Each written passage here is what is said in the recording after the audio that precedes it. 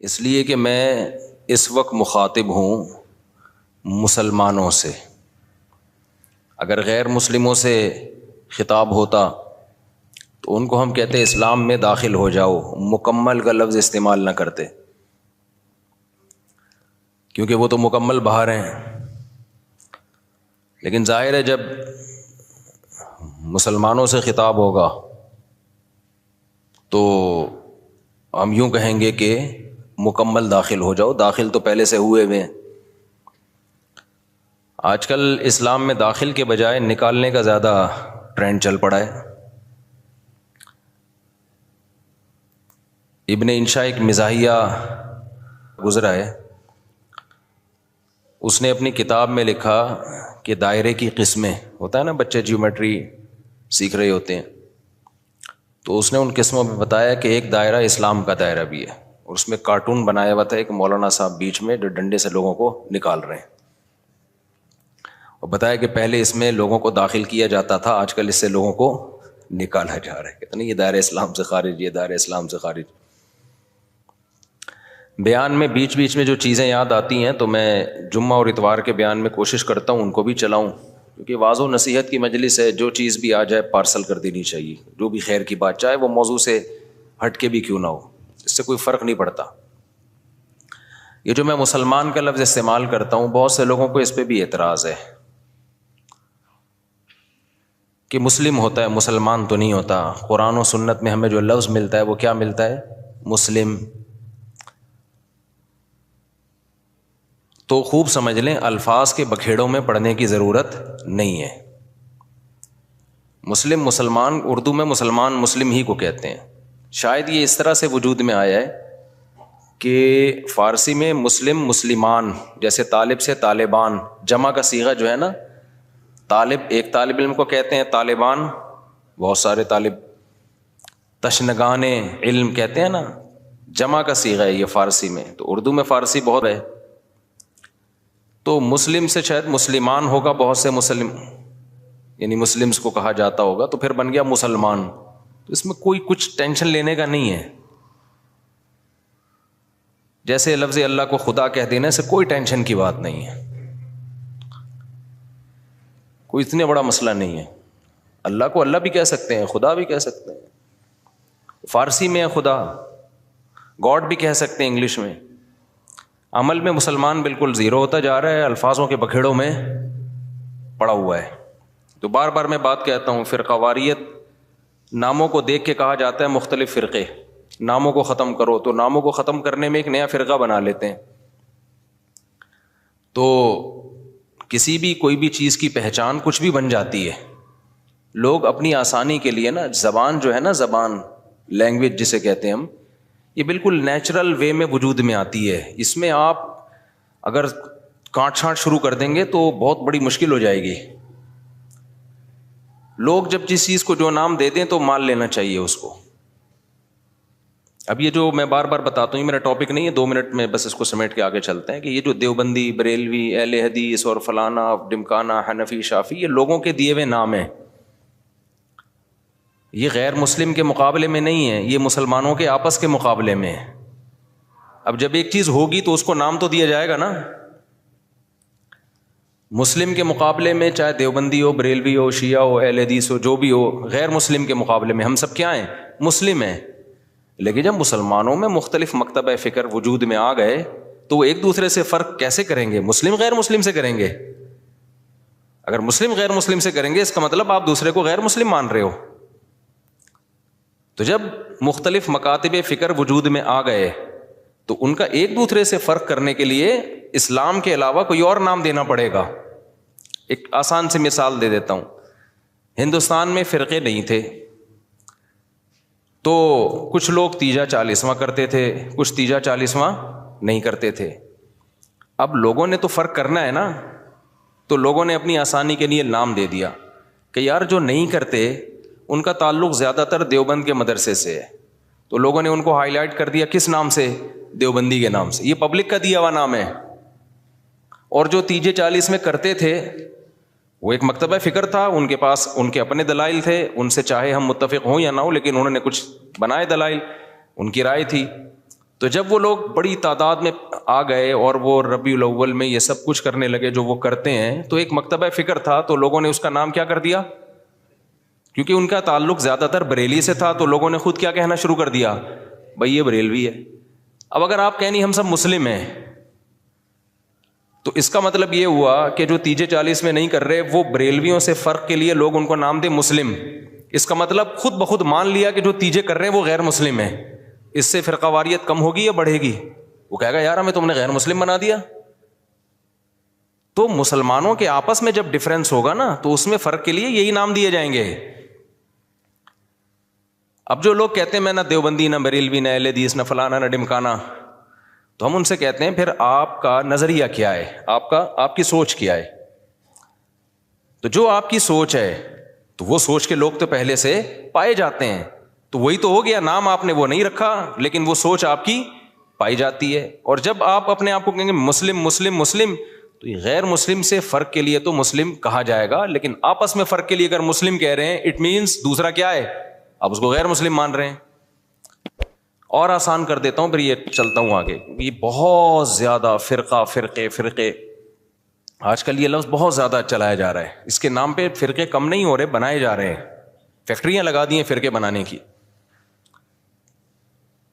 اب بہت سے لوگ کہتے ہیں ہمارا کوئی فرقہ نہیں ہے، حالانکہ اسلام میں سب سے پہلے 2 بڑے فرقے وجود میں آئے ہیں۔ یہ تو بعد کے ہیں نا، کسی نے بریلویت کا نام دے دیا، نام بعد میں آئے ہیں۔ یہ جو سوچ تھی وہ تو بہتوں کی ہمیشہ سے رہی ہے، جو نظریے تھے سب سے پہلے جو وجود میں آئے، جو آج تک قائم ہیں، ان کی بات کر رہا ہوں۔ وہ شیعہ اور سنی وجود میں آئے ہیں۔ شیعہ حضرات کا جو بیسک دعویٰ ہے پنج تن پاک، اہل بیت کو اور حضرت علی کو، دیگر اصحاب رسول پہ فضیلت دینا، ان کے اپنے اصول ہیں، وہ ان اصولوں پر عمل پیرا ہیں۔ وہ 2 نمازیں ہمیشہ اکٹھی پڑھتے ہیں، وہ 3 طلاق کو ایک بھی نہیں مانتے، کچھ ایک مانتے ہیں کچھ ایک بھی نہیں مانتے۔ حضرت عمر رضی اللہ تعالیٰ عنہ کے فیصلوں کو بالکل لفٹ نہیں کراتے، تبھی وہ متع کو بھی جائز سمجھتے ہیں۔ ان میں بڑے فرق تھے ان کے اندر اور سنیوں کے اندر۔ ان کا عقیدہ بھائی 11 امام ہیں، 12 امام ہیں، وہ امام کو بھی بہت زیادہ امام کو درجہ دیتے ہیں وہ۔ تو جو یہ عقیدوں کے حامل نہیں تھے، جن کا یہ عقیدہ تھا نہیں بھائی قرآن حدیث اور صحابہ، خلفائے راشدین کو بھی ویلیو دینی ہے، تمام صحابہ کو ماننا ہے، ہر نماز اپنے ٹائم پہ پڑھنی ہے۔ سفر میں تو اختلاف ہے اہل سنت والجماعت میں آپس میں، لیکن جب حضر میں ہوں گے تو ہر نماز اپنے ٹائم پہ ہوگی۔ متع حلال نہیں ہے، 3 طلاقیں 3 ہوتی ہیں۔ تو جن کا یہ کانسیپٹ تھا ان کو کیا کہا جانے لگا، اہل سنت والجماعت۔ حالانکہ آپ کہتے نہیں جی ہم فرقوں میں نہیں پڑھیں گے، یہ مسلم ہیں، اس کا مطلب آپ نے ان کو کیا مان لیا، غیر مسلم۔ اگلا قبول کر لیتا اس نعرے کو، وہ کہتا ہے بھائی ہم وہ تو کہہ رہے ہیں ہم تو مسلم ہیں، وہ تھوڑی آپ اس کو 100 دفعہ غیر مسلم کہیں، اگلا ایکسیپٹ کرنے کے لیے تیار نہیں ہے۔ تو علماء نے کیا کیا بھائی ٹینشن سے بچنے کے لیے کہ بھائی 2 مکاتب فکر ہیں، ایک کو اہل سنت والجماعت کہا جاتا ہے اور ایک کو شیعہ کہا جاتا ہے۔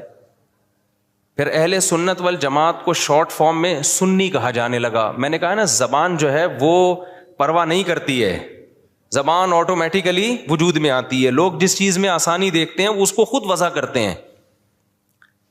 جو زبان کے الفاظ ہیں ان کو وضع کسی ادارے میں نہیں کیا جاتا، وہ آٹومیٹیکلی لوگوں کی زبان پہ۔ ابھی آج کے نا پروگرام تو بڑھ گیا، چل رہا ہے نا مارکیٹ میں، اب یہ کسی نے بیٹھ کے بنایا ہے، اب ہر جگہ یہ وڑ گیا کا لفظ، اب اصل وڑ گیا کہ جو بھی مطلب ہوں، اصل وڑ گیا۔ مجھے کل کسی نے کہا یہ وڑ گیا بہت برا لفظ ہے، اس کا تو یہ مطلب ہے، اس کا تو وہ مطلب ہے، یہ وڑ گیا کا لفظ۔ میں نے کہا جو بھی مطلب ہے ابھی یہ نہیں ہے، ابھی وہ مطلب ہے جو مارکیٹ میں چل رہا ہے۔ وڑ گیا کا مطلب بیڑا غرق ہو گیا پروگرام کا۔ اچھا چھالیاں بھی آ گئیں، میم سے بہت آ رہی ہیں، پروگرام تو بڑھ گیا۔ میں شہد لینے گیا تو میں چٹان کے اوپر چڑھا ہوا تھا نا، بہت ہائٹ پہ، ایک یعنی 1000 فٹ بلندی پہ شہد کے لیے میں بلوچستان کے پہاڑ پہ چڑھا۔ شہد کا چھتا میں نے کہا اپنے ہاتھوں سے کاٹوں گا میں، شوق ہے ہمیں اس طرح کی حرکتوں کا۔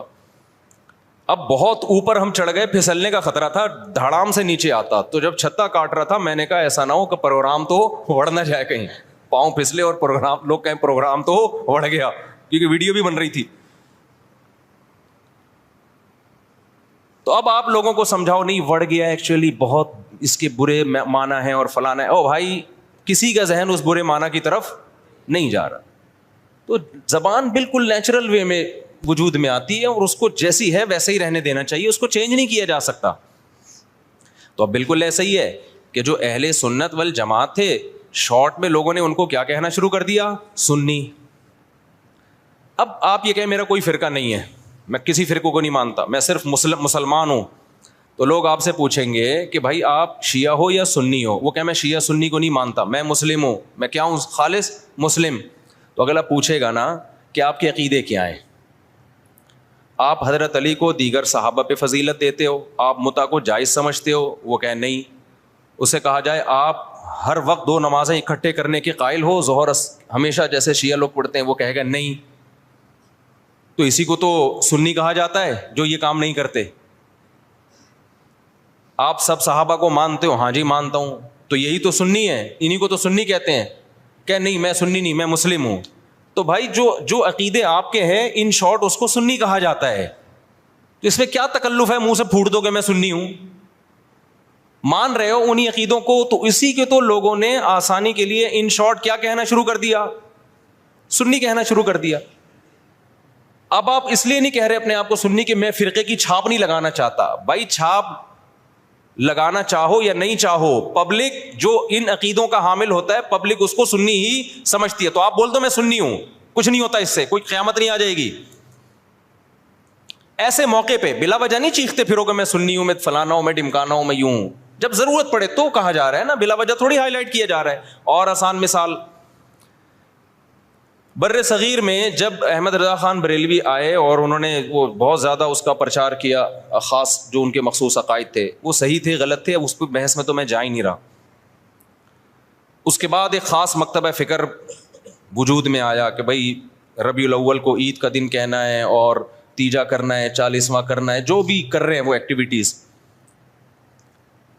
اب کیا ہوا کہ جب یہ ایکٹیویٹیز بڑھی ہیں تو لوگوں نے کہا یہ والے جو لوگ ہیں نا, کچھ لوگ یہ چیزوں کو مانتے ہیں اور کچھ لوگ ان چیزوں کو بولو نہیں مانتے. تو لوگوں نے جو نہیں مانتے تھے ان کو دیوبندی کہنا شروع کر دیا, جیسے ہم لوگ نہیں مانتے, ہمارے اکابر بھی نہیں مانتے تھے. تو لوگوں نے کہا کہ یار یہ جو مکتبہ فکر ہے نا, ان کا تعلق زیادہ تانے بانے ان کے دیوبند مدرسے سے جا کے ملتے ہیں. تو چاہے اب تانے بانے دیوبند سے ملیں یا نہ ملیں, بر صغیر میں صرف دیوبند کا مدرسہ تھوڑی تھا, لاکھوں ہزاروں مدرسے تھے. چاہے جس مدرسے سے بھی فارغ ہو, چاہے وہ دیوبند کا نہ بھی ہو, پبلک نے اس کو کیا کہنا ہے, دیوبندی. کیونکہ پبلک آسانی دیکھ رہی ہے نا, آسانی دیکھ رہی ہے, اس کی ڈیپ میں نہیں جاتی, زبان میں نہیں اتنی ڈیپ میں جایا جاتا. لوگ کہتے ہیں یار ان شارٹ بتاؤ کیا ہو تم. اور جو لوگ یہ کام کر رہے تھے ان کو پبلک نے کیا کہنا شروع کر دیا, بھائی بریلوی کہنا شروع کر دیا. اب آپ کے ہاں کوئی بندہ رشتہ لے کر آیا اپنی بیٹی, آپ کی بیٹی کے لیے, بیٹھا ہوا ہے سامنے, چائے رکھ دیا آپ نے, ڈبو کے بھی نہیں کھا رہا, اس کو پتہ ہے رشتہ ٹوٹنے کا خطرہ ہوتا ہے, ایٹیٹیوڈ کے خلاف ہے یہ ڈبو کے کھانا نا, تمیز سے بیٹھا ہوا ہے. آپ لوگ کیا تھے کہ آپ تیجا بھی کرتے ہیں, 40واں بھی کرتے ہیں, عرس بھی مناتے ہیں, قوالیوں میں بھی جاتے ہیں. آپ کا ایک یہ سوچ ہے, آپ کو رشتہ اسی قسم کا چاہیے. میں سمجھا پا رہا ہوں, ادھر توجہ میری طرف. آپ کو رشتہ چاہیے اسی مزاج کا. تو آپ لڑکے سے ان شارٹ کیا پوچھو گے کہ آپ مسلم ہو یا غیر مسلم, یہ پوچھو گے. اگر آپ نے پوچھ لیا کہ بیٹا آپ ہمارا کوئی فرقہ ورقہ نہیں ہے, ہم دیکھنا چاہتے ہیں آپ کی سوچ کیا ہے, ہم صرف مسلم ہیں, تو بیٹا آپ مسلم ہو یا غیر مسلم. وہ کیا کہے گا, میں کوئی ہندو عیسائی چمار لگ رہا ہوں آپ کو, وہ شرم نہیں آتی آپ کس طرح کے سوال پوچھ رہے ہیں مجھ سے. بولو نا کیا ہو گیا, یہی کہے گا نا وہ جواب میں کہیں دیکھو بیٹا ہم فرقوں کو تو مانتے نہیں, ہم تو یہ مانتے نہیں دیوبندی, بریلوی, اہل حدیث اور شیعہ سنی. بیٹا یہ سب چیزیں یہ تو منجن ہے, منجن. یہ کیا ہے, یہ فرقوں کے منجن ہیں. بیٹا ہم سمپل مسلمان ہیں, آپ بتاؤ کیا ہو, آپ مسلمان ہو یا نہیں. اگلا کہے گا انکل ختنے دکھا دوں کیا میں آپ کو, میں مسلمان ہوں تو مسلمان گھرانے میں آیا ہوں نا. کس طرح کی باتیں کر رہے ہیں آپ بھی مسلمان ہیں, ہم بھی مسلمان ہیں. تو اب آپ یہ بتائیں کہ مسلمانوں میں آپ کا مکتبہ فکر کیا ہے, کس سوچ کے حامل ہیں آپ کی سوچ کیا ہے, آپ کے اصول اور ضابطے کیا ہیں؟ آپ تیجے 40 میں کرتے ہیں؟ کہے گا ہاں بیٹا. آپ عرس پہ جاتے ہیں؟ ہاں بیٹا. آپ نبی کو حاضر ناظر سمجھتے ہیں؟ ہاں بیٹا. اچھا تو آپ بول دیں نا منہ سے ان شارٹ کے ہم بریلوی ہیں, گھنٹہ میرا پی گئے آپ بیٹھ گئے. اور لڑکی والے بھی لڑکے سے یہ پوچھیں گے کہ بیٹا ان شارٹ آپ بتاؤ. اچھا لڑکا الٹے سوال پوچھ رہے ہیں, آپ مسلم ہیں؟ میں صرف مسلم ہوں, آپ بتائیں مسلم ہیں. وہ دیں گے رشتہ؟ بولے پتہ نہیں کس قسم کا آدمی, ہم کہتے ہندو لگ رہے ہیں ہم تجھے شکل سے کیا. تو وہ بھی ان شارٹ پوچھیں گے بیٹا آپ دو بڑے مکتب فکر بر صغیر میں چل رہے ہیں, کچھ تیجے 40 میں کو مانتے ہیں, کچھ تیجے 40 میں کو نہیں مانتے. تو جو نہیں مانتے ان کو دیوبندی کہا جاتا ہے. لوگوں نے اپنی آسانی کے لیے نام دیا اور سوسائٹی نے اس کو ایکسیپٹ کر لیا اس نام کو, اور جو کرتے ہیں ان کو بریلوی کہا جاتا ہے. تو ان شارٹ آپ بتا دو کہ آپ دیوبندی ہو یا بریلوی ہو. وہ اگر کہتے میں بریلوی, چل بھائی ٹھیک, رشتہ ڈن ڈنا ڈن. اگر وہ کہتے کہ میں دیوبندی ہوں تو بھائی پتلی گلی سے نکلو. سمجھ رہے ہو؟ ناموں کی بات کر رہا ہوں میں. ہاں بلا وجہ اپنا نام ہائی لائٹ کرنا. اچھا ایک اور اس میں ہم اہل حدیث کو بھی اس میں لے لیتے ہیں. اہل حدیث کیا ہیں؟ جب شیعہ سنی دو فرقے بڑے وجود میں آئے, جن کا ابھی تک فرقے تو بہت سارے بنے تھے, بہت سارے تو ختم ہی ہو گئے, کیونکہ جو باطل چیزیں زیادہ پنپتی نہیں ہے, اور پنپتی بھی ہے تو ایک جگہ قائم نہیں رہتی. آپ اگر 1200 سال پہلے کے شیعہ کو دیکھ لیں تو الگ تھے, 200 سال بعد والے الگ, آج الگ. تو وہ بہت یعنی ایک جگہ نہیں. آپ اہل سنت والجماعت کو دیکھیں گے نا تو جو 1200-1300 سال پہلے تھے آج بھی اسی ٹریک پر ہیں وہ. خاص طور پر جو ان چاروں مکاتب فکر کو فالو کرتے ہیں, حنفی, مالکی, شافعی, حنبلی, ان کے اصول 1300 سال پہلے لکھ لیے گئے تھے, مسائل بھی لکھ لیے گئے تھے, تو اب اس سے ہٹتے نہیں ہیں یہ. آپ کو حنفی 800 سال پہلے کا بھی وہی نظر آئے گا جو آج تھا, شافعی 800 سال پہلے کا بھی ویسے ہی نظر آئے گا جیسا آج تھا. اگر تبدیلی ہوئی ہے تو بدعت کے حوالے سے ہوئی ہے, کسی میں بدعتیں آ گئیں, کسی میں بدعتیں کوئی ایکسٹریم لیول پہ ادھر چلا گیا. کوئی مسائل کے معاملے کی بات کر رہا ہوں, جو اسلامک لا ہے, لا نہیں چینج ہوا کیونکہ وہ ریٹن فارم میں آ چکا تھا پہلے. تو اب میں عرض کر رہا تھا کہ دو فرقے بڑے وجود میں آ گئے. ایک کو کیا کہا جاتا تھا؟ شیعہ. ایک کو کیا کہا جاتا تھا؟ سنی. تو سنیوں کا جو اصول اور ضابطہ تھا وہ یہ تھا کہ قرآن سے مسئلہ دیکھا جائے, پھر نبی صلی اللہ علیہ وسلم کی صحیح احادیث سے, اس کے بعد صحابہ. تو انہوں نے اس اصول کو سامنے رکھ کے ریسرچ کی, اور باقاعدہ جیسے حدیث کو ریٹن فارم میں محدثین لے کر آئے کہ بھئی اب سینہ بسینہ کب تک چلے گی, اس کو ریٹن فارم میں لے کر آؤ, کتابیں لکھو, ضائع ہو سکتا ہے علم. تو اسی طرح جو مسائل تھے, یہ جائز ہے, یہ ناجائز ہے, یہ مکروہ ہے, یہ حرام ہے, یہ مکروہ تنزیہ ہے, فلاں کام کرنے سے سدا صاحب واجب ہوتا ہے, فلاں غلطی کرو تو سدا صاحب نہیں, پوری نماز ہی لوٹانی پڑے گی, ہزاروں مسائل تھے نا. تو ائمہ کرام نے اجتہاد کیا اور مسائل کو ریٹن فارم میں لانا شروع کیا. تو جو اہل سنت والجماعت تھے وہ ان کے 4 مکاتب فکر وجود میں آئے. جو کام امام ابو حنیفہ نے کیا, اس کام سے جو متاثر ہوئے اور اس طریقے کو جنہوں نے فالو کیا ان کو کیا کہا جانے لگا؟ حنفی. اور جنہوں نے امام شافعی کو فالو کیا ان کو کیا کہا جانے لگا؟ بولتے کیوں نہیں؟ شافعی. اب آپ بتاؤ جو امام شافعی کو فالو کرتے ان کو اگر ہم مسلم کہتے کہ نہیں حنفی شافعی کچھ نہیں ہوتا, یہ مسلم ہے, اس کا مطلب شافعی اگر مسلم ہے تو حنفی بھی غیر مسلم ہے؟ نہیں آئی میرا خیال ہے بات سمجھ. تو یہ نام صحیح ہوتا؟ جنہوں نے امام مالک کو فالو کیا ان کو کیا کہا جانے لگا؟ مالکی. جنہوں نے امام احمد کو فالو کیا انہوں کے کیا کہا جانے لگا؟ حنبلی, جیسے کہ سعودی عرب میں. تو اللہ کا کرنا ایسا ہوا کہ یہ 4 اماموں کا فقہی دنیا میں چلا ہے صدیوں. بہت سارے مسائل میں ان میں اتفاق تھا. کچھ مسائل ایسے تھے کہ 2 امام ایک طرف, 2 دوسری طرف, کچھ میں 3 ایک طرف, 1 ایک طرف. تو جو اختلافی تھے وہ اب اختلافی رہ گئے ہمیشہ کے لیے, جو اتفاقی تھے وہ کیا بن گئے؟ اتفاقی بن گئے. اب جو اختلافی تھے تو علماء نے کہا کہ بھائی چونکہ اتنے بڑے بڑے ائمہ نے ریسرچ کا کام کیا ہے, یہ اختلاف اب حل نہیں ہو سکا. جیسے رفع الیدین کا مسئلہ اختلافی بن گیا, امام کے پیچھے آمین زور سے کہنی آہستہ کہنی ہے, یہ کیا بن گیا؟ اختلافی. ہاتھ یہاں باندھنے یہاں باندھنے, یہ ذہن میں رکھے سینے پہ ہاتھ باندھنا کسی مجتہد سے منقول نہیں ہے، بلکہ سعودی عرب کے ایک عالم کا بھی کلپ بھی آیا، انہوں نے کہا یہ مکروہ عمل ہے سینے پہ ہاتھ باندھنا، کیونکہ اس بارے میں صحیح حدیث موجود نہیں ہے. تو اگر میں کہتا نا ہندوستان کے کسی عالم کا، تو پھر لوگ کہتے ہیں نہیں یہ تو مانتے ہی نہیں حدیثوں کو، حالانکہ غلط بات ہے، کیوں نہیں مانتے بھائی. لیکن سعودیہ کے، تبھی آپ نے ائمہ حرمین کو بھی دیکھا ہوگا سینے پہ ہاتھ نہیں باندھتے، وہ بھی نیچے ہاتھ باندھتے. تو چاروں اماموں میں کسی کے ناف کے اوپر ہے، کسی کے ناف کے تھوڑا سا اوپر، کسی کا ناف کے بالکل اوپر. ایسا چاروں میں سے کسی کی ریسرچ نہیں ہے کہ سینے پہ ہاتھ باندھے جائیں، یہاں یوں کر کے ہاتھ باندھے جائیں. خیر جو باندھتے ہیں ہمیں ان سے کوئی چڑ نہیں ہے، کوئی اتنا بڑا ایشو نہیں ہے یہ. میں تو صرف یہ بتا رہا ہوں کہ یہ جو الزام لگایا جاتا ہے نا کہ یہ لوگ حدیثوں کو نہیں مانتے، یہ الزام غلط ہے. کیونکہ حدیثوں میں ہوتا نا تو یہ چار اتنے بڑے بڑے مجتہدین جن کو پوری امت نے، جو تابعین تبع تابعین کے دور کے لوگ تھے، ان کو تو حدیثیں زیادہ پہنچی تھیں اور حدیث کی سند کی تحقیق یہ زیادہ اچھے طریقے سے کر سکتے تھے، یہ قائل ہوتے اس کے.